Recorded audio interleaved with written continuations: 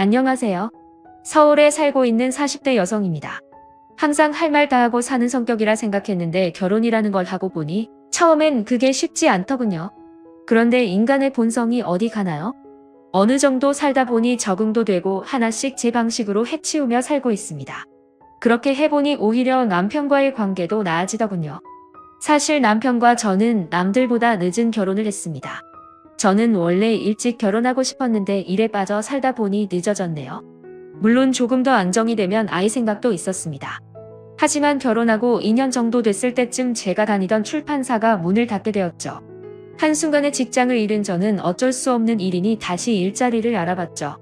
그런데 이제 나이도 들었고 기혼 여성이 되다 보니 좀 괜찮은 회사는 떨어지고 붙은 회사는 페이가 터무니없이 적어서 비슷한 일을 하는 선배의 권유로 프리랜서로 일하기 시작했습니다.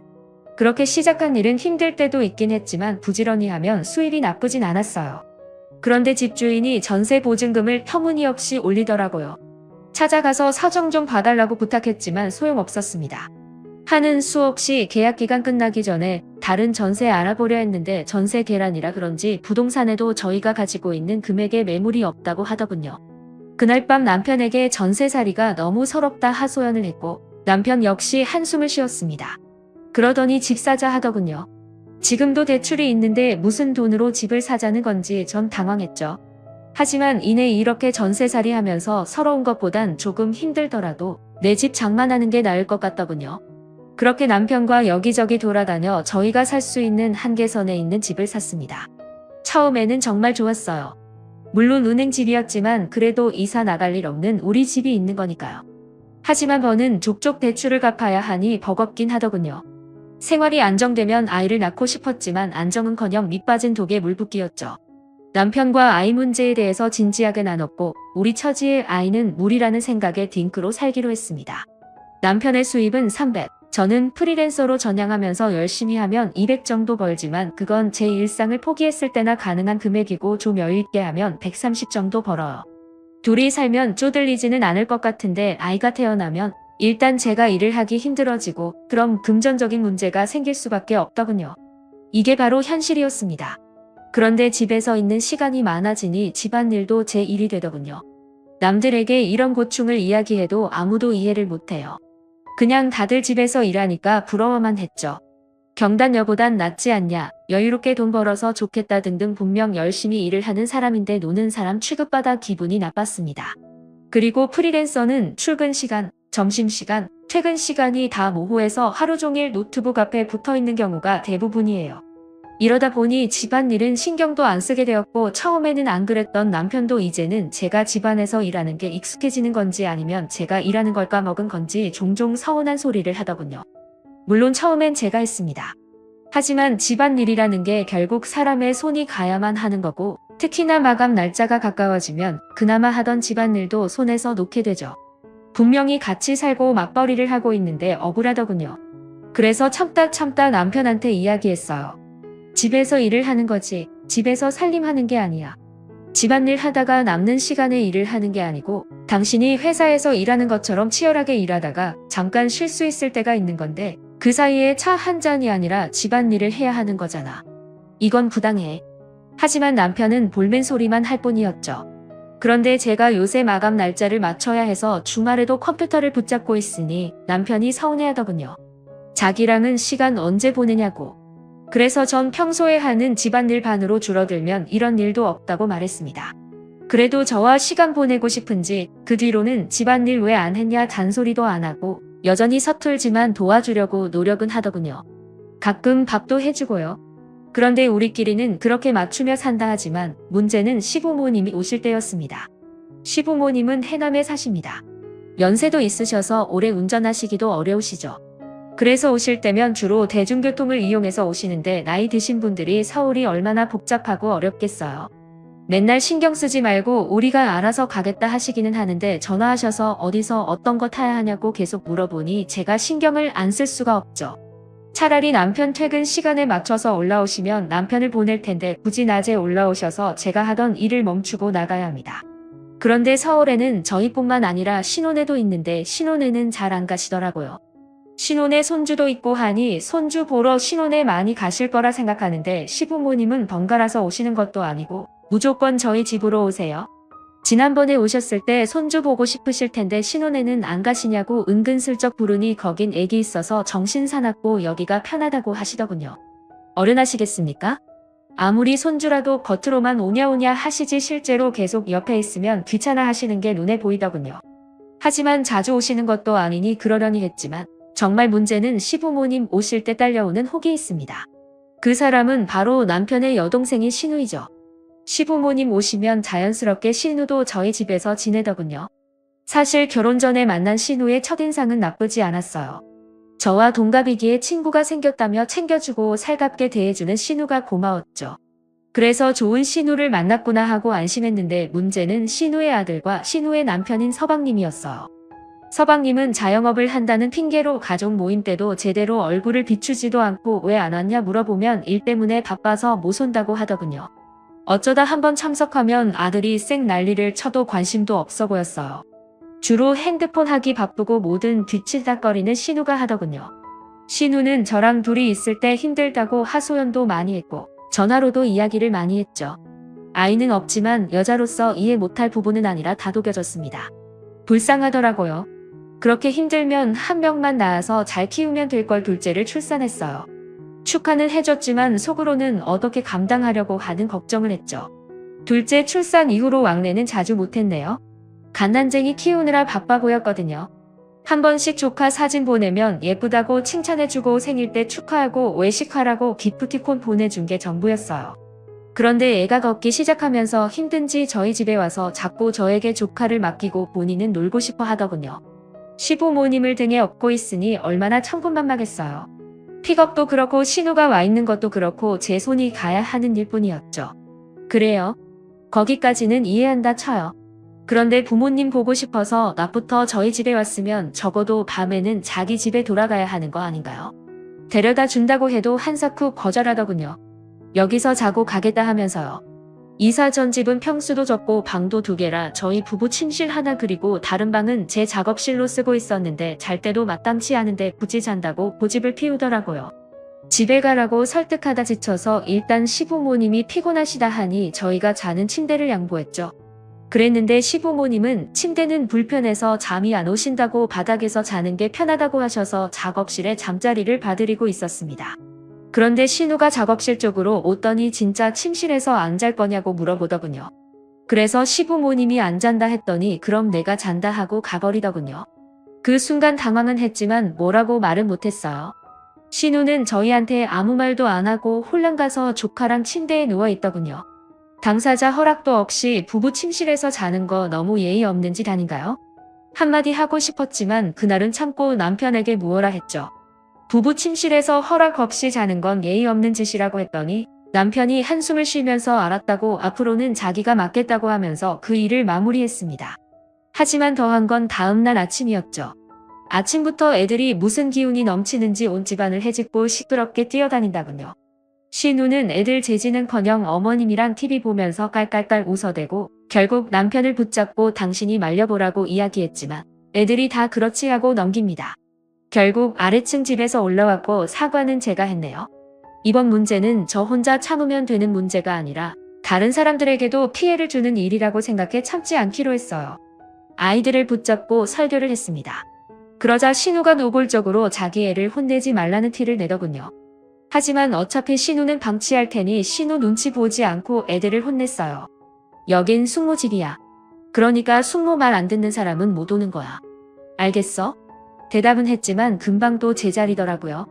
제가 좀 뭐라고 해야 신우도 그제서야 얘들아 그만 하는 말을 할 뿐이었죠. 이러다 보니 시댁 식구들 왔다 가면 너무 피곤했습니다. 게다가 일이 미뤄지니 밤새 작업을 해야만 했죠. 사실 시부모님은 많이 오셔야 1년에 3번 정도 오셨기에 참으면 됐는데 이사하고 나서는 이야기가 달라지더군요. 지금 집은 돈 들인 만큼 평수가 꽤 컸어요. 방도 4개고요. 하나는 저희 침실, 2번째 방은 제 작업실, 3번째는 옷방, 마지막은 부모님 오실 때 편하게 주무시라고 손님 방을 만들었죠. 그러고 나니 언젠가부터 신우가 집들이 안 하냐고 계속 묻더군요. 그래서 집들이 바빠서 안 할 것 같다고 말했습니다. 그랬더니 신우는 그럼 놀러 가는 건 되죠? 라고 물어보더라고요. 시부모님도 안 오시는데 오려고 해서 기분 쎄했습니다. 그래서 제가 바빠서 안 된다고 하니까 그럼 본인이 시간 맞추겠다고 꼭 한번 가보고 싶다고 사정을 하더군요. 이 핑계 저 핑계 대면서 계속 피했지만 더 이상 핑계거리를 만들기도 힘들고 계속 연락해서 사람 미치게 하는데 그냥 한번 집에 초대하기로 결심했죠. 마침 가장 급한 거니 잘 마무리가 돼서 내일 오라고 이야기했습니다. 대답하는 목소리가 아주 밝더라고요. 일 때문에 저녁에 와줬으면 좋겠다고 부탁했는데 낮부터 조카를 주렁주렁 달고 왔더군요. 한숨은 나오지만 돌아가라고 할 수 없어서 일단 집으로 들였습니다. 점심도 안 먹고 왔는지 들어오자마자 하는 말이 언니 우리 점심 뭐 먹어요? 애들 밥 안 먹었는데 사실 저는 이미 간단하게 점심 식사를 마친 상태라 근처 중국집에서 배달시켜줬어요. 짜장면 탕수육 세트 시켜주니까 좋아서 먹더군요. 그때까지는 평화로웠어요. 하지만 신우는 음식을 먹자마자 거실로 가버렸고 제가 치웠습니다. 그래 손님이지라고 생각하면서요. 어차피 신우가 치워줄 거라는 기대는 안 했습니다. 전 신우에게 커피 마실 거냐고 물었고 신우는 좋다고 했습니다. 대충 밥 먹이고 차 대접했으니 갈 거라고 생각했는데 자연스럽게 차를 마시고 나서 자기 집인 양 소파에 앉아서 TV를 틀더라고요. 그 모습을 보는데 바로는 안 가겠구나 싶었습니다. 그때 어제 막 마감 넘긴 곳에서 간단한 수정 작업에 대한 연락이 왔고 잠깐이면 괜찮겠지 싶어서 작업실로 들어와서 문제를 처리하는데 생각보다 시간이 많이 걸렸어요. 일을 마치고 나오니 온 집안을 운동장처럼 사용했더군요. 거실에서 뛰어만 다녔다면 그만 뛰라고 주의 주는 걸로 끝났을 텐데 안방으로 들어가서 침대 위에서 트램폴린 마냥 팡팡 뛰더군요. 그걸 보는 순간 아찔해졌어요. 부부 침실에 마음대로 드나드는 것도 화가 나는데 양말을 신고 올라가 침대에서 뛰어놀다니요. 전 너무 화가 나서 안방으로 들어가 조카들에게 단단히 소리쳤죠. 지금까지 애들이 뭐 하는지 아무 관심도 없던 신우는 애들이 혼나는 것 같으니 그제서야 소파에서 엉덩이를 떼고 이쪽으로 오더군요. 언니 무슨 일이에요?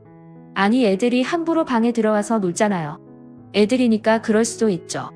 언니가 좀 이해해줘요. 라고 말하면서 절 속 좁은 사람으로 만들더니 아이들에게 더 노려라 하는 듯 웃으면서 고개를 끄덕이네요. 진짜 내 성질대로 하고 싶었지만 한 번 더 억눌렀어요. 그래도 남편 동생이다 하는 생각으로 욕설은 참고할 이야기는 했습니다. 전 이해 못하겠네요. 아가씨 부부 이외에 다른 사람이 안방에 함부로 들어오는 건 전 싫어요. 또 들어가서 안방에서 놀면 문 잠글 테니 그렇게 하세요?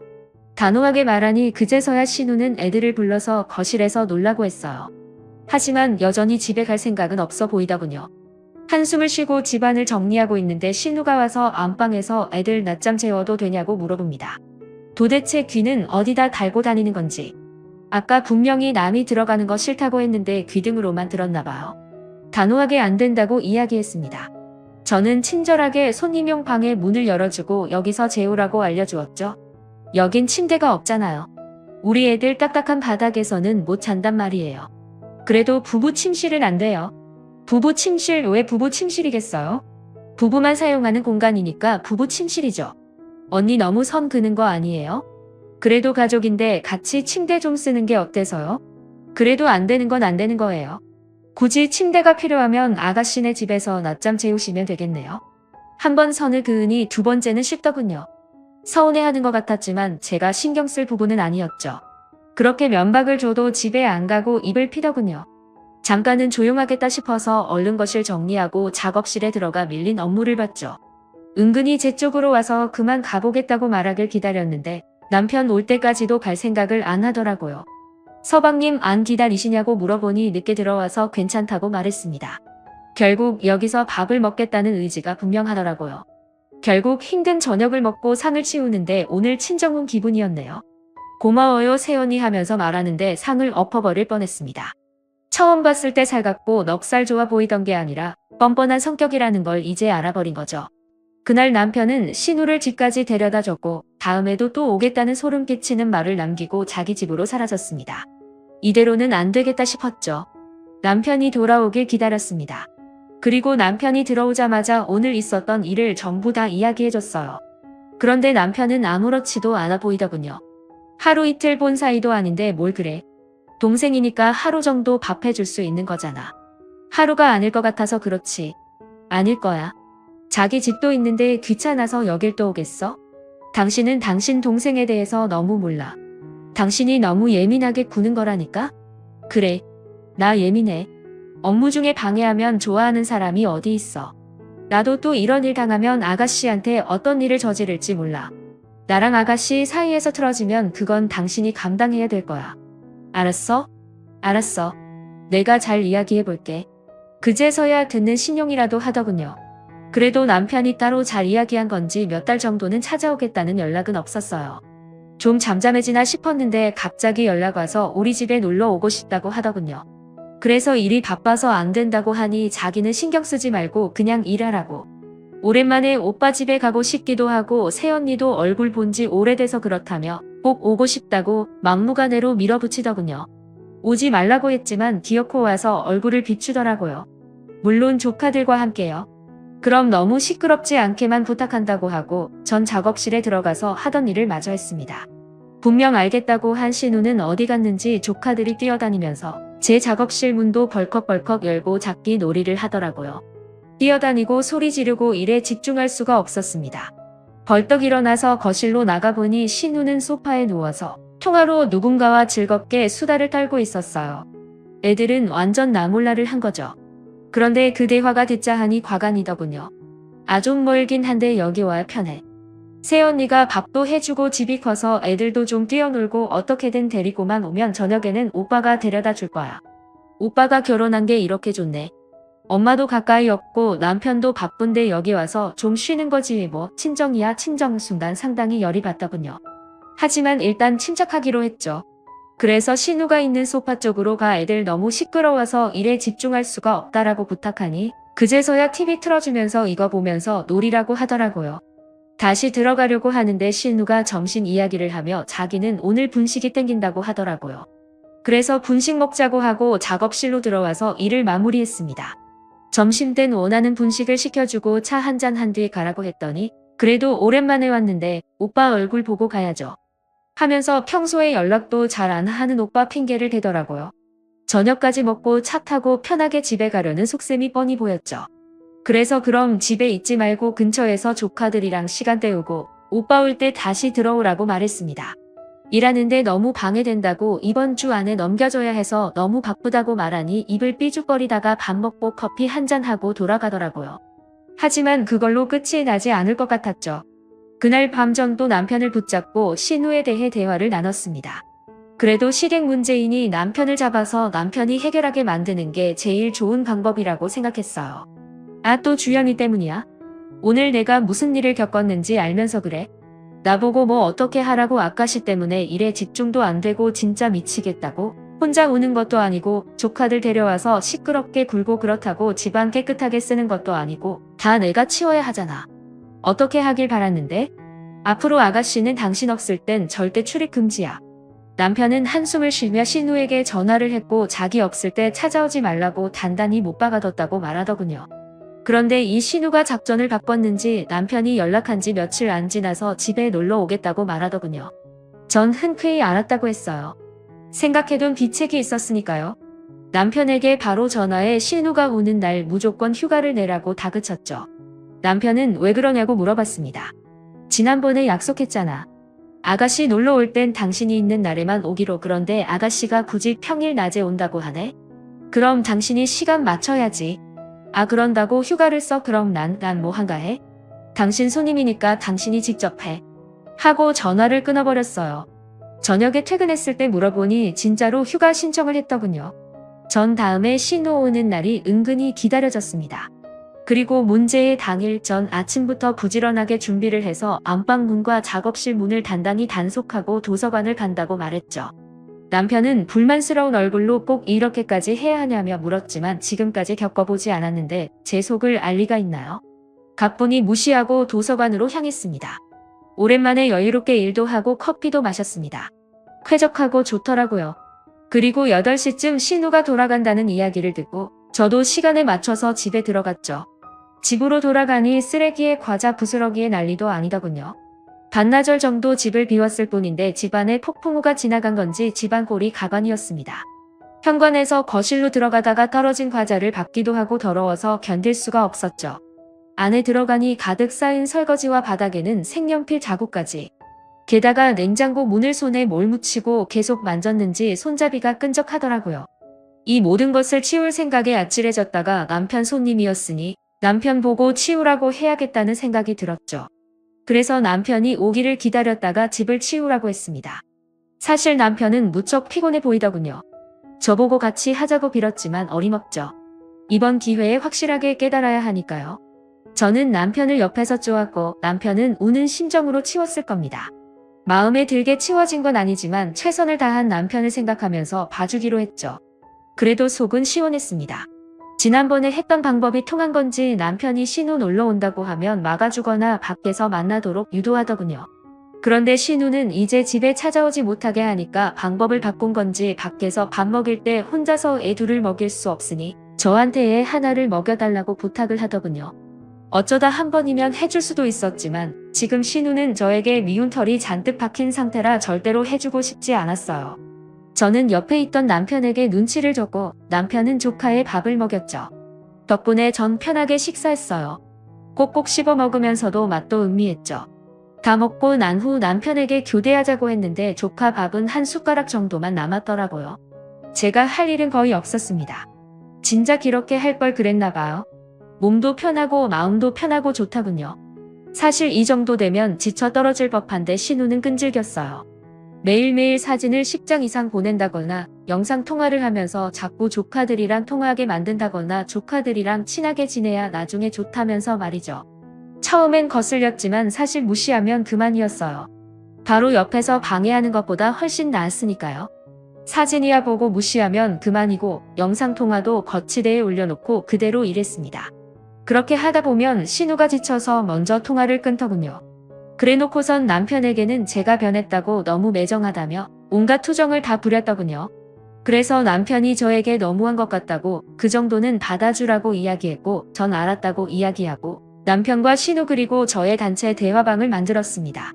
앞으로 조카 사진 이쪽으로 보내시면 될 것 같아요. 삼촌도 얼마나 예뻐하는데요? 라고 문자를 남기고 신우 개인 메시지를 바로 차단했죠. 남편도 겪어보면 마냥 즐겁지 않다는 걸 알겠지 하는 생각으로요. 신우는 평소 저에게 보낸 것만큼 남편과 제가 있는 단톡방에 수없이 많은 사진과 동영상 그리고 자기의 하루 일과를 일기처럼 쓰더군요. 저는 단톡방 알림을 끄고 스크롤을 쭉 내렸죠. 뭐 하러 보나요? 그리고 남편은 자기 한마디 있어서 그런지 처음에는 예쁘다, 귀엽다, 힘내라 등등 답장을 해줬는데 며칠이 지나도 줄지 않자 짜증이 났는지 한마디 던지더군요. 아가씨 저도 지금까지 참아왔는데 근무 시간에 자잘한 카톡은 일일이 보기 힘들어요. 삼가해 주셨으면 좋겠네요. 다들 너무해. 남들은 조카 바보라고 해서 장난감도 사다 주고 동생 편히 쉬라고 조카 데리고 놀이공원에도 가고 놀아주고 그런다던데. 너무한다 진짜. 안 그래도 독방 육아 때문에 힘든데 내가 불쌍하지도 않아? 아가씨 여기서 안 힘든 사람이 어딨어요. 모두 힘들죠. 저도 남편도 일해야 하는 시간에 조카 사진이나 보고 있어야 하겠어요? 저도 집에 그냥 있는 게 아니라 경제활동을 하고 있어요. 아침에 일어나서 커피 한잔하고 점심도 제대로 못 먹고 남들 퇴근하는 시간 지나서도 일하고 작업실에 나와서도 모자라요. 아가씨 혼자 독방 육아하는 건 안타까운 일이지만 저희 부부에게 도움 청해야 하는 게 아니라 서방님을 붙잡고 해결 보셔야죠. 엉뚱한 곳에서 해결하려고 하면 어떻게 해요? 저희 매일매일 일해야 그나마 입에 풀칠이라도 하고 살아요. 아가씨 응석 받아주다가 제가 일을 제대로 못하면 생활비도 줄어들 텐데 아가씨가 모자란 생활비 보태줄 것도 아니잖아요. 전 아가씨 응석 받아주려고 결혼한 것도 아니니까 각자 가정의 일은 각자 가정에서 원만하게 해결했으면 좋겠네요. 그동안 쌓아두었던 말을 장문에 글로 보냈습니다. 메시지 옆에 숫자가 사라지고 한참 동안 말이 없다가 신우는 그대로 단톡방을 나가버렸어요. 그리고 그날 밤 일을 마치고 온 남편에게도 이야기했죠. 당신이 아가씨를 아끼는 건 잘 알고 있지만 난 아가씨를 그 정도로 아끼지 않아. 당신이 아가씨가 안타까워서 챙기는 거면 별말 안 하겠지만 아가씨 불쌍하다고 나에게 희생을 강요하지 마. 그리고 앞으로 또 비슷한 일이 있으면 지난번과 비슷하게 동생 일은 당신에게 해결하라고 맡길 거라고 했습니다. 남편도 느끼는 일이 많은지 아무 말 없이 가만히 있다가 다음날 매제를 찾아갔더군요. 부부 사이 일을 참견할 일은 아니지만 각자의 가정이 있는 만큼 책임지는 모습을 보이라며 다시 한 번만 더 우리 집에 신우의 투정이 들린다면 가만히 있지 않겠다고 엄포를 두고 왔다네요. 지금까지는 내 일 아니라고 나몰라를 하던 인간이 무슨 철이 들었는지 제대로 선을 긋고 돌아왔더군요. 오랜만에 기특해서 좋아하는 음식 만들어줬습니다. 그래도 제가 남편과 결혼한 이유가 남아있어서 다행이더라고요. 그날 이후 신우에게는 연락이 없었어요. 저에게도 다시 평화로운 일상이 찾아왔죠. 물론 이게 끝이라고 볼 수는 없지만 또다시 시작된다면 예전처럼 당하지 않을 자신은 생겼어요. 저는 오늘도 대출을 갚기 위해서 열심히 일해야겠네요. 긴 글 읽어주셔서 감사합니다.